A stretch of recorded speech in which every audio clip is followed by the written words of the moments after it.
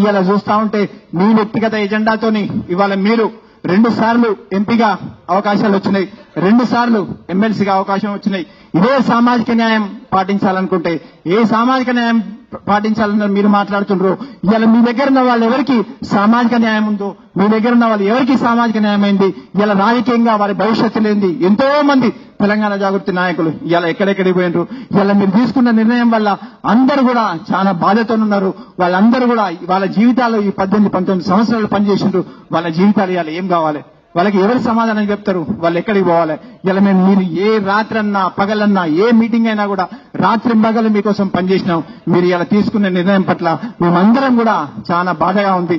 ఇలా మీరు చేసిన పని వల్ల మా జీవితాలన్నీ కూడా రోడ్డు మీద పడ్డాయి. ఇలా మా జీవితాలన్నీ కూడా మేము ఆలోచన చేసుకోవాల్సిన పరిస్థితి ఏర్పడ్డది. కాబట్టి మీరు ఏ నిర్ణయం మీరు చెప్పిన అన్ని కూడా పనిచేసి మీకు గౌరవంగా మర్యాద ఇచ్చినాం. కానీ మాకు దక్కవలసిన మర్యాద కానీ మాకు దక్కవలసినటువంటి ఏ విధానాలు కానీ మాకు దక్కలేదు. ఇలా ప్రతి ఒక్కరు కూడా గుండెల్లో బాధ ఉంది, ప్రతి ఒక్కరు కూడా ఆలోచనతో ఇంకా చాలా మంది జిల్లాల నుంచి రావాల్సినది రాలేకపోయినారు.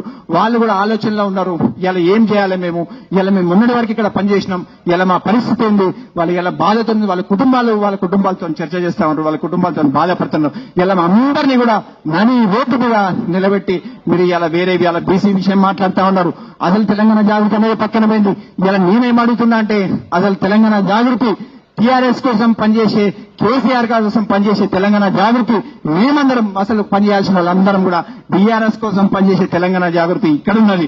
మీరు ఎవరి కోసం పనిచేస్తుండ్రు, ఎవరి ఆశ కోసం పనిచేస్తుండ్రు, ఎవరి ఆలోచనల కోసం పనిచేస్తుండ్రు మాకైతే తెలియదు. కానీ అక్కడ పనిచేసే జాగృతి నాయకులు ఎవరి కోసం పనిచేస్తుండ్రు మాత్రం మాకు తెలియదు.